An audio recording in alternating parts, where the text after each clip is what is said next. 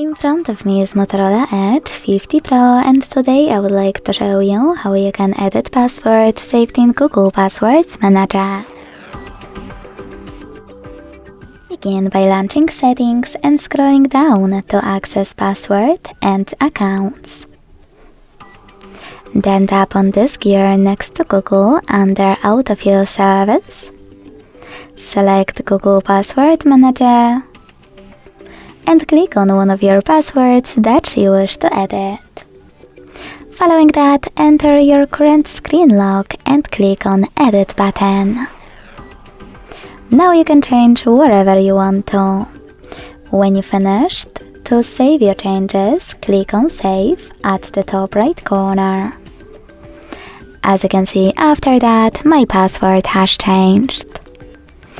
Thanks so much for watching. If you enjoyed this video, leave a like, comment and subscribe. Bye!